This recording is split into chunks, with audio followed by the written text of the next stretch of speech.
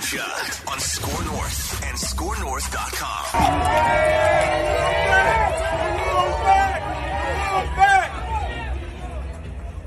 The Wolves back, baby. I don't know what they thought. I don't know what they thought. Yeah. I think that's 5 in a row, if I ain't mistaken. I just think so.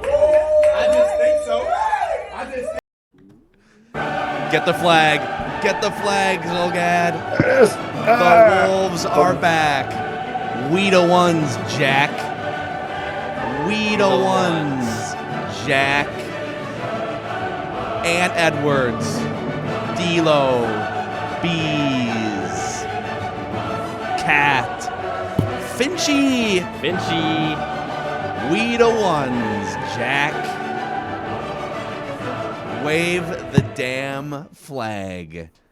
We're in Thanksgiving coma here on this Friday. Happy Black Friday to everyone. SKOR North offering our already free content for 50% off today. It's the SKOR North Black Friday special. You can get our already free content for 50% off. Unbelievable stuff. Unbelievable stuff. If you have not read my stuff yet, you are in for a treat. Dude, it is. You want to see the chef cook. When Zolgad's Roundup starts to percolate and cook, it starts to really crescendo, you are in for a delight. Yes, you are. And it's all available for free on SKORNorth.com and the SKOR North app. Roundup Column of the Year candidate is all I'm going to say. I think that word is used by some. Get the flag again. Get the flag again. Hold on. Yes. Oh, boy, here we go. 17 years of doldrums outside of the one random, uncomfortable pop-up season. I think so. With Jimmy Butler. Jimmy Butler thinks he owns this franchise. I think so. Ant owns you clown. God, it was great. Get on the plane, Jimmy. It was Jack. We the ones, Jack. Oh, so great. God so bless much him. fun. So, Feedback Friday, we'll get you Judd's keys to a Vikings victory over the San Francisco 49ers. But let's start with some Wolves feedback here. This is from Steve Cohen's Stan account on Twitter, who's also a Timberwolves fan. That was the type of night you can say the Wolves grew up as an NBA franchise. The type of night you can say the players grew up. The type of night fans can say this is the mark of a turnaround. The type of night fans tell their kids about this team one day. The Shug movement on Twitter says, Jimmy Butler feels like he owns the last version of the Wolves. Anthony Edwards told him, today is a new day. We the ones, Jack. Well, you remember I said this at the time, and I will say it again, not because I am a proponent of violence, but because I am a proponent of owning the situation. Do you recall I said Karl-Anthony Towns needs to punch Butler? Just punch him. Just punch him. Just haul off and hit him. And I thought that was a little over the top. And let you did write that down, wasn't it? And let the chips fall where they may. Because if you lead this team, that's more than wins and losses. That's more than I'm really good at my sport. That is owning the floor. And what Ant did, and then I loved his quote, was Ant said, Jimmy, the whistle's gone. You're taking my basketball? I don't think so. And as Ant said, he's not going to fight. He knows he's not going to fight. Jimmy is as fake as they come. And Ant called his bluff. And to me, that was one of the most defining, important moments of that unbelievably fun game, is that Ant said, what are you going to do about it? And you know what Butler said? Nothing. He said nothing literally in the moment. Yeah, I guess I'm not going to do anything. And then he said nothing with his play. He didn't get a shot off in like the first 10 minutes of the fourth quarter. Because he doesn't like being pushed. Well, Anthony Edwards, Edwards give him sort of a soft, literal push. But the figurative push that Ant Edwards gave Jimmy Butler, not last night, I guess, now 2 nights ago, was even more powerful, right? It was, I'm going to drop as many points as I want. I'm going to pull up from 3. I'm going to get to the rim. I am going to posterize your team, which we'll get to that in a second. One of the most ridiculous highlight dunks of my life watching Timberwolves basketball. Yeah. All of it was symbolic. I mean, it was a religious experience for Timberwolves fans. Wave the damn flag. In the wind, thanks to the Wolves. We got a Wolves flag now. Judd, you were in the building for that, and great. I was watching on TV, and like the energy was just coming through the screen and through the speakers, and yes, and by the way, Anthony Edwards, I think, was the conductor of the energy. I mean, he's an emotional player. He's clearly the most dynamic player on the court in almost any game he plays in, but I feel like the energy in that arena and the way that Edwards went to the corner after the game was over, thumping his chest and high-fiving fans like, the Wolves are back, the Wolves are back. It reminded me of the iconic moment where Kevin Garnett stands up on the scores table, right? And he's thumping his chest and he's in it with the fans. And there's been moments like the Rubio Love era Wolves had some big games and the crowd was excited. And like the Jimmy Butler era Wolves, but this felt different. That's the first time I have felt that way watching a superstar emerge and a young Wolves team emerge since the Kevin Garnett days. Yeah, and I think so. I think that the dust up between Butler and Ant was so important because it did prove we are not going to back down. Like this is a guy that came into your gym while part of your team and basically tried to embarrass you and succeeded because no one had the guts, the cojones to say, no, you're not going to do that. But like if you want to start a full that's a closed practice. That is licensed to start a full-fledged brawl. Like that is licensed to go punch him. Who cares? Like it's going to leak out, but it's not on TV. You're not going to get suspended. Like that was licensed for Cat to go beat Jimmy Butler up. You're talking about the closed door practice, or yes, the closed door practice was the time to go do that. Like you say, you're not. No, this stops right now. Cat didn't have it in him, and Cat didn't feel like he had the reinforcements behind him because it was Tibbs and Butler's team. Right, but if you're Cat, you got to go just do it yourself. But I mean, Cat doesn't have that. He still doesn't. He never will. But Ant does. And so Ant basically said, okay, dude, you want to go? Let's go. And Butler, of course, being as fake as Jimmy is like, oh no. And then Phil, to your point, he disappeared and Ant got better. And so, yeah, that building, the best part about that entire experience from my view is this, and rightfully so. Jimmy Butler is still and will always be reviled by Wolves fans, and he should be. And every time he touched that damn basketball, he got booed. And finally, if nothing else, Ant Edwards stood up for the fans. He's like, because before it was like, Butler gets the basketball, boo, and everybody else is like, yeah, but it's Jimmy Butler, and Cat's like, oh yeah, we can't do a thing about it, and Ant's like, oh no, we can, and so that's where Ant serves as the conduit and connection to the fan base, and that's what's exciting. Like you finally have a player who is one, damn good, because he's damn good. Two, he includes the fans. Like he did what the fans wanted. Cat won't do that. And that's such an important step as far as bringing this franchise back to being literally, and this has nothing to do with, or doesn't start with wins, but literally to being a relevant, respectable franchise. Because when Jimmy Butler pushes you around like he did, you're not respectable. Mm-hmm. You're sort of a joke. You're not a joke right now. And they sort of dude, they punked Jimmy Butler and the Heat. I'm going to pull up some numbers here for you guys in that game. They, the Wolves starters in particular. And by the way, Pat Beverly was not really part of that game. Hell, Cat only played 4 minutes in the first half because of foul trouble. But when Pat Beverly went out, I was kind of thinking, dang, he's sort of the, if Jimmy Butler is the queen on the chessboard for the Heat, I think Ant Edwards and Cat are the queen, and sometimes D'Lo. But the emotional and sort of the tough guy queen on the chessboard is Pat Beverly, right? He can come in and sort of check Jimmy Butler in that regard. And so I'm glad that Ant wound up doing it. But the Timberwolves starters versus the Heat starters in that game. So Cat was a plus 21, Ant was a plus 19, D'Lo was a plus 9, and Jared Vanderbilt, who also had a great game, was a plus 8. For the Heat, Bam Adebayo was a minus 8, Jimmy was a minus 16, Tucker was a minus 23, and Duncan Robinson was a minus 26. So we're literally talking about, those guys kind of staggered a little bit, but we're talking about a 16 to 50 point swing in plus minus between the top and the bottom range of those starters.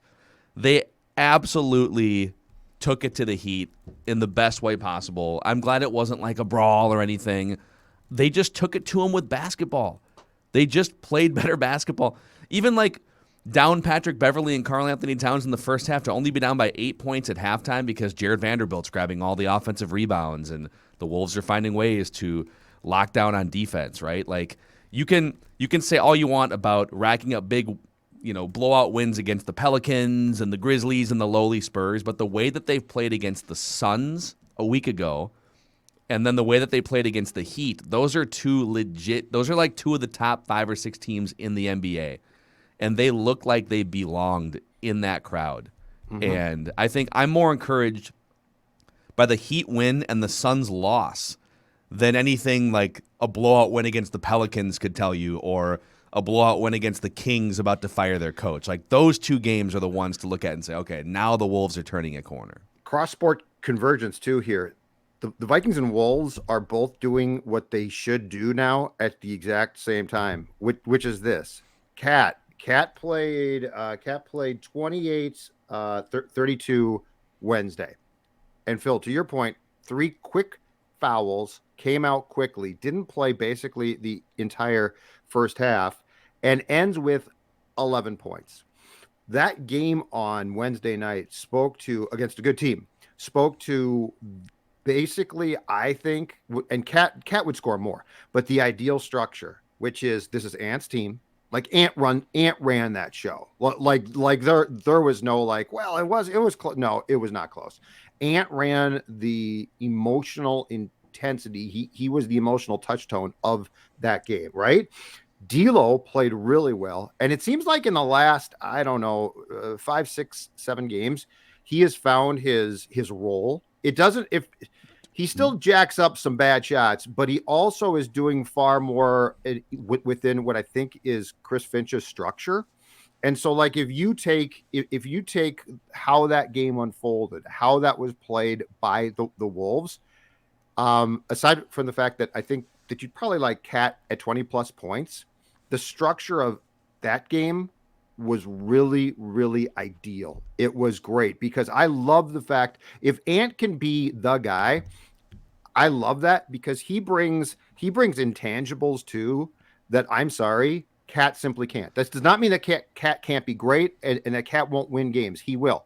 But I'm saying in a game like this, which is really almost a playoff intensity game, this is where the intangibles of the Ant become so important. And I don't think Cat has that set of intangibles to lead like Ant does. No, but that's fine. Like if he's gonna, and him getting in foul trouble early is just like I think he gets psyched out by Jimmy Butler a little bit. There's some deep personal stuff between those two guys. They do not like each other in any sense, and I think it's just he just gets a little he instead of channeling that emotion in the way that maybe an Anthony Edwards does or some of the great players of all time, he lets it get to him a little bit. But that's where it's kind of nice that he can slide in as the second or third guy. And, yes. Did he put up big numbers in the game? No. But he had a couple big plays. He's blocking shots, and he's dribbling down in transition and setting up teammates for threes. And, I like the way that he joined the party in the second half. And D'Lo deserves a lot of credit for just being much more of a complete all-around player now than he was really at any point in the first 2 years of his Timberwolves career. We'll see how much it continues, but he's been, I agree. He's sort of found his role. Here's the next one here on Feedback Friday where we just take your questions, comments, critiques, insults, whatever you want. The SKOR North app is a great place, by the way, to send us feedback. Steve Anderson via Twitter, however, says, horrendously bad call by the official on that Anthony Edwards dunk. You think that would have been called a charge if it was Michael Jordan or Kobe or LeBron James or, pick whoever you want? Dude, that was such an indefensible call. Like, I'm trying to think. It was Vincent, right? It was Gabe Vincent. I think that's going to be on that poster. He's still on the floor. I think. Well, dude, he's implanted in the floor. Draw an outline on that guy. So it's one of the most embarrassing, and I know that I'm drinking Wolves Kool-Aid here, and so like all of this is probably hyperbole, but it's one of the most embarrassing calls I think I've seen in my life watching Timberwolves basketball. For one, because it was the wrong call. Anthony Edwards was taking off, about to drop the hammer. Like the plane has left the runway, and this dude slides in for like a last-second charge. Don't reward him for that. Charges should be like only called if they're blatantly obvious and you've been standing and holding your ground, right? Like he tries to slide in as the plane's taking off. And then secondly, how do you buzzkill that moment if you're that referee? The crowd is jumping out of their seats. It's one of the most ridiculous dunks of not just the season, but like that's one of those dunks that they would show like year after year on NBA highlight reels, right? Which they still should, regardless of the fact that idiot ref called it a charge. But like It was the wrong call, so get out of here. But also like, why are you buzzkilling that moment on a borderline call? Which it wasn't, but like if you thought it was a borderline call, just get out of here, dude. So from being in the building, I will say this, and this is rare in sports because if you have a touchdown and it gets wiped out, it's like it's wiped out. It doesn't matter how good the play was or the catch was. That was one of the few wiped out calls I've seen in my lifetime where it almost didn't matter because it was such a statement. And it was, and I'm telling you, the Wolves players on the floor, on the bench, like were, oh my God. And again, what was cool is it was in sync with the fans. And while the call got booed and the call was bad, I don't know that people cared. It was such a dominating in your face, take that, we aren't going to put up with anybody's crap. Yeah. That the importance of the play almost stood, which was, okay, we didn't get 2 points, possibly 3, but you know what we did? We just showed we will kick your ass. And like, that's the thing about sports that I think people don't get. That's an incredibly important thing. And it doesn't have to be a fist fight, but what it has to be is you're a good team and we don't care. And there's no bully that's going to come at us now and be like, I'm sorry, I didn't mean to do that. Gabe Vincent got in the way of a truck that was going downhill. And you can't, and dude, the referee can't say, we're bringing him back to life. No, he was dead. Like you killed him, you embarrassed him, and there was Rest no in like peace, Gabe Vincent. But I mean, like the ref couldn't be like, no, that none of that. You didn't see that, right? Nobody saw that. Nobody saw that. Gabe Vincent, dude. What are you even doing? Like, just get out of the way, you clown. But God, if it would have been Jimmy Butler, it would have been even more perfect. By the way, whether it was a foul or not. I don't know if he would have went flying like Gabe did, though. No, because he doesn't want any of that Gabe smoke. was a little guy, too. But anyway, the importance of that moment Gabe Vincent was not wiped out. And that was so cool because the place absolutely went nuts. And the basket being wiped out almost galvanized things more. Like, wait, yeah. You're taking that away? Because it was like a 2 or 4 point game. I think that would have made it a 2-point game. And wasn't Ant the perfect guy though? Like again, that was the Butler thing, and that to me were such absolute statements of I am a badass. Get out of my way. So to your point there, I don't want to like make this because this shouldn't be about comparing Ant and Cat, but like I feel like if Cat throws that hammer down and they call it a charge, he goes apoplectic like he did a few games ago. He would have got and needs to be like sat on the bench. But Ant was just kind of like Ant gave the like you got to be kidding me, and then he was smiling. Like he kind of knew what you just said, which is that was a ridiculous call. But look at the arena right now. Yes, exactly. And we in this 2.5 hours of punking the Heat and Jimmy Butler, like whether that was an actual 2 points or not for us, it might as well be worth 10. Correct. Just with the vibe in the arena. Statement dunk. Yeah.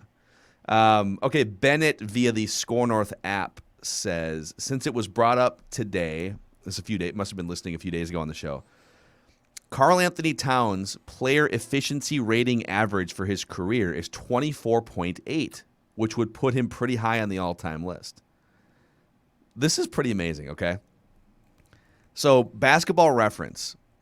Here are the top players all time in career player efficiency rating. And so player efficiency rating it's like a 15-ish-year-old stat. John Hollinger invented it for ESPN.com. He's been a front office guy for like the Grizzlies and stuff.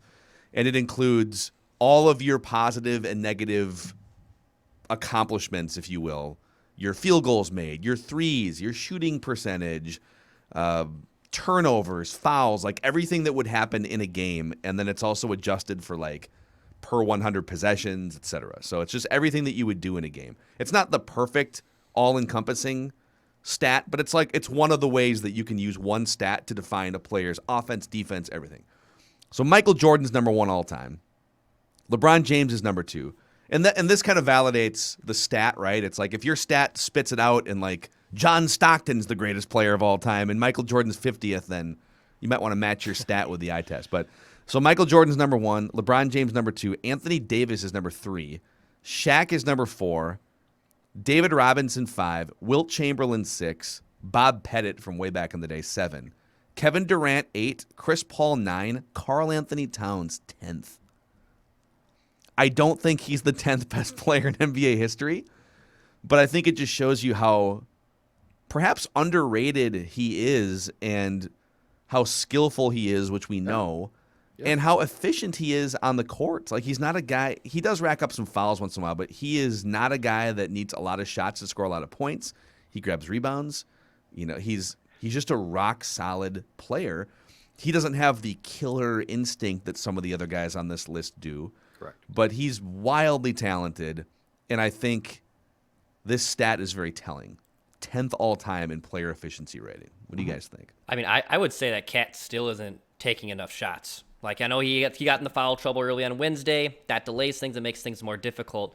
But for how offensively gifted he is not taking nearly enough shots. I know, like, Anthony Edwards' mantra and vibe is, yes, where this team should be fueled and funneled from. But the ball still mostly has to go through Cat. No matter how good Anthony Edwards is becoming, Cat needs the ball in his hands more, like 100%. It's just figuring out a way when Cat handles adversity and when Ant handles adversity, they're two very different things. So you see more leadership qualities in Ant, but in terms of just pure basketball talent, I don't think it's close. Karl-Anthony Towns is wildly more talented than Anthony Edwards is. I wouldn't go. I don't think that last part's true. I think Ant is. I think he's good. Ant is a special. He's not just. Ant's going to be one of the 5 or 6 best players in the NBA in like 2 years. Like, he's got especially as a wing player who's going to handle the ball more and create his own shot. But the fact that Cat is probably the greatest shooting 7-footer of all time gives him a unique advantage to do things on the court. He can score inside, outside. He can dribble drive. He can shoot free throws at a high clip. A lot of 7-footers can't. So I think in terms of like pure talent, Ant is going to win out in a couple years. Because, I mean, and that's not a knock on Towns. I think Ant is legitimately going to be a top 5 or 6, like Dwayne Wade caliber player once he fully figures out his game. So, but yeah, I agree. Cat should shoot more. I would like to start a new sports metric called the JII, the Judd Intangible Index. Because what these things don't do is they don't marry the intangibles that players bring, especially great players, with their pure talents, right? Mm-hmm. Like Jordan is clearly number 1. He had both. He would kick your ass, and he when he arrived at the court, he was the best player. LeBron, yes. Same thing. Kobe's probably 2nd or 3rd. Like, he had, again, great player, but he also was going to kick your ass. Karl-Anthony Towns does not have that. Let me be very, very clear. Talent-wise, phenomenal. Like, phenomenal. He lacks the intangibles that make you truly great, though. Like that top 5 list is reserved for guys who are wired right and also have the God-given ability. A guy who falls low on the Kirk Cousins does. Would it be the G? Yeah, we got like the G. Well, whatever you guys want to call it, it's the Judge. Well, how does JII get to J? The G. The G is fine. All I'm saying, come up with a better name. Hear me out here. Kirk Cousins is a very talented player. He lacks intangibles, and Cat does too. And that's what we saw on Wednesday. Ant doesn't. Ant has the now. I don't know, is Ant truly gifted and a great player? I don't know yet. Like, I think that's still to be determined and unfolding. But does he have the intangibles of I want to kick your butt? Absolutely. Which is why when he came out and said before he was drafted, I think I like football more, we all said, oh no, he doesn't like basketball. Okay, that's because that's what we thought. But the reality is, no, it's great. He wants to make basketball football, which is sort of what Butler does too, and is just more likable. But if your goal is to kick butt, you got my vote. What if it's the Jiri? The Jiri? The Judd Intangible Rating Index. I feel like we need another consonant in there somewhere. Hold on a second. I don't mind just the Judd. I mean, the Judd? Yeah, just the Judd. It's his name, and Judd talks about intangibles, and not even me kissing like ass. the Judd Jury. has The good Index. intangibles. The Judd Index. Yeah, the Judd Index. The Jury's not bad too, but anyway, I feel like we don't quantify that. I feel like we're like, but you can't measure that. What are we gonna do? It's like, yeah, you can. Just ask me. Well, because I mean, this list, for instance, like it's literally everything that a player would do in a box score, right? It's your shooting efficiency, and it's your points and your assists and your rebounds and all the things that you would rack up in a box score. And I'll gladly take a player that stuffs a box score over a player that has no chance to. But then when you take 100 players that are all stuffing a box score to some extent, yes, if you just leave it in PER form, that's how you get Anthony Davis as the third best player of all time. Anthony Davis doesn't – I think he's got a little bit more of that killer instinct than Cat does, but Anthony Davis – yeah, he can disappear in big games and for stretches and whatnot too. And Kobe's not on the 10 here, but I think if we were to flush this out, he's probably somewhere in the top 20 or 25. I don't have the rest of the list in front of me. He's top 5. Bob Pettit, by the way, very high on the Jiri. I believe he played for the Hawks. Back in the late 50s, 60s. A great player. Okay. But a little bit of a slower league by then. Bob Pettit brings the ball up the floor and look at at the basket. Havlicek stole the ball. A finger ball from Pettit. He did. The St. Louis Hawks. Yep. Back in the mid-50s to the mid-60s. I know my Sid Hartman era NBA. Dude, Bob Pettit. Oh, my God. This dude's stats are ridiculous. So Bob Pettit, let's see here. He was a 6'9" power forward. Hey, it's Bob Pettit here. What do you want to know about me? All right, he had in 1961-62, he averaged 31 points, 19 rebounds, and 4 assists per game, and shot 45% from the field. It's before three-pointers, so. Got to the line 12 times per game. Bob Pettit pulls up from 23, makes that shot. That's a two-pointer. And wore super short shorts. Super short shorts. Hey, that's pretty nice. Thank you. All right, let's get to some other feedback here. Matt in St. Paul via the SKOR North app says, don't you think Vikings fans should tone it down a bit? They're only at 500 until they get a few games above that. I'm not going to get overly excited. We're not out of the woods yet. I think, okay, so I'm going to actually defend fans here, Vikings fans in particular, I guess, and I'm going to say this. I think they're excited because of how it looks. So it's not the record, it's the offense, right? And Jefferson's playing great. I'm not going to tell Vikings fans to tone down excitement when it seems like the team finally got the recipe right. So no, if they were winning games and it's like defense is still winning for us, and I'd be like, okay, 5-5 is not that great. But look at the last 2 games and look at how they've won those games.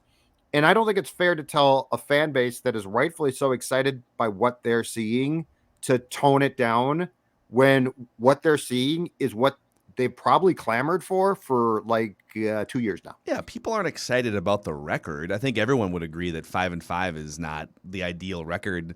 You thought the Vikings would be better than 500. A lot of people did. I think people are excited about the product that they've witnessed offensively the last 2 weeks, and if they can carry it over. And we'll have Purple Props this weekend on Purple Daily, but San Francisco's pass defense is very suspect. Yeah. And so you should be able to light up the sky against that football team. I Am Lloyd on Twitter says, this is to me, but I think you guys can be lumped in here too. Sure. You've always been too hard on Kirk Cousins. I don't see any Chiefs fans jumping ship on Patrick Mahomes just because he's not playing the greatest right now. I think you can defend yourself. I'm going to allow you to defend yourself. I'm so tired of these Kirk stands attempts at spinning things. Why do we have to lump Patrick Mahomes' name into anything involving Kirk Cousins? That's why I'm sort of out on this one. And I've seen this. There's a contingency of Vikings fans, Kirk stands, if you will, and Kirk's having the best season of his career. So I'm not looking to trash on Kirk here, but why do you think Chiefs fans give Patrick Mahomes a little leeway when he has a bad 5-game stretch? Could it be because of the championship that he brought to Kansas City a couple years back, or the back-to-back Super Bowls that they've been to? The most valuable caliber player that he is?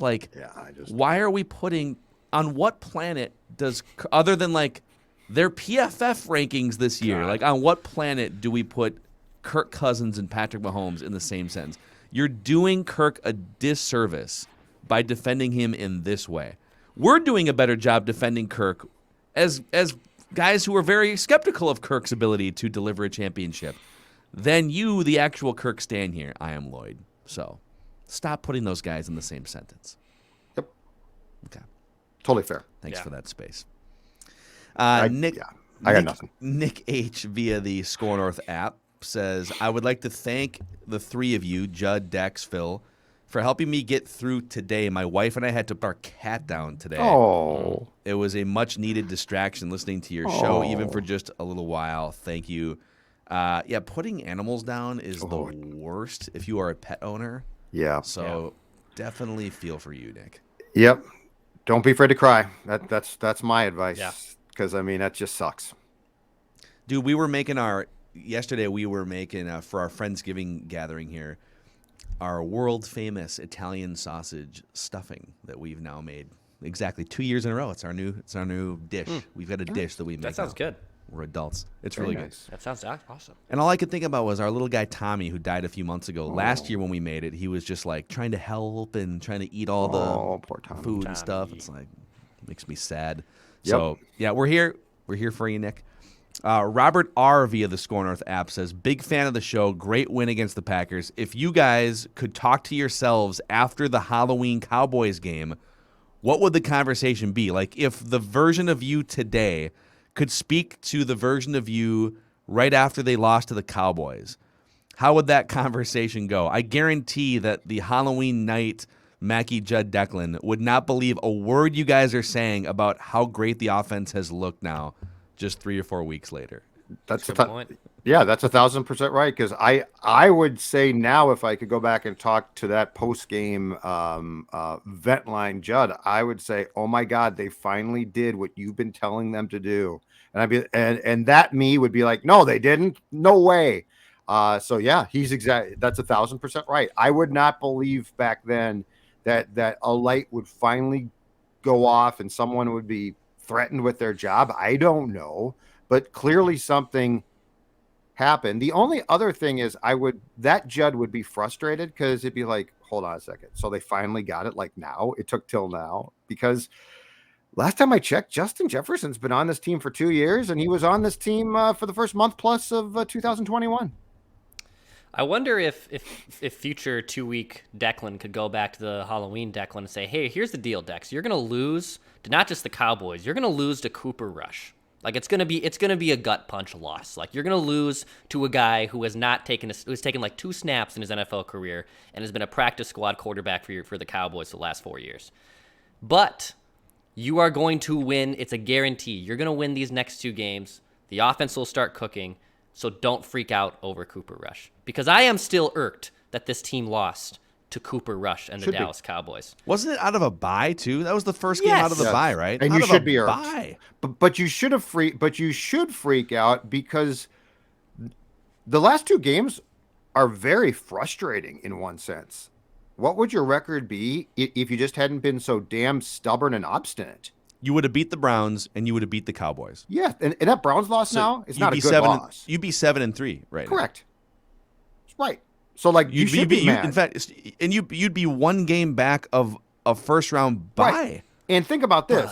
So we can say, well, Declan's soul just left his body. Well, but he's right to be pissed off because the frustrating thing is now it's well, if they can beat San Fran on Sunday, they're almost, guaranteed a playoff spot, the 6 or 7 seed. And I come back and say what Phil just said. Hold on a second here, though. If they had played smart, and I'm not talking about gotten lucky. If they had installed this system from day one, you'd be battling the Packers for the division title. And let me tell you, there's a big difference between potential home playoff game and the 7 seed. Oh, yeah. So I'd still be mad, Dex. I think you're right. Justified. Yeah, I think you guys said it. I would have told the version of me a few weeks ago, this is going to infuriate you. But I know that everyone's calling for Mike Zimmer's head here, but he will have an epiphany, and the Vikings will pull out some wins against teams that they're not favored to beat. So, yeah, I as much fun as it has been to watch this offense the last 2 weeks, it is equally frustrating. That Browns game, in which, again, they couldn't find Jefferson, couldn't find Thielen for big plays, and then the Cowboys game was just like a masterclass in conservative passing attack, right? And it's almost like they went in the way that the Gophers go into some of these games against inferior opponents. Like, let's not give the game away. Yeah, let's just and, short dink dunk. Dink dunk, dink dunk, dink. In the Vikings case, the dink dunk thing makes you furious because the scripted plays were so good. It's like now they've said we should keep up what we're doing in those scripted plays, Clint. Because think about that, the scripted plays. Browns game, I believe they scored first drive. Cowboys game, possibly, same thing. So the scripted plays were great, and then it disappeared, and now it doesn't. So, yeah, this is not a clear cut. They found the right thing, and I'm just overjoyed. This is also extremely frustrating because of the fact that you should be battling for the division title and a home playoff game. Indeed. And I don't know if you guys can hear.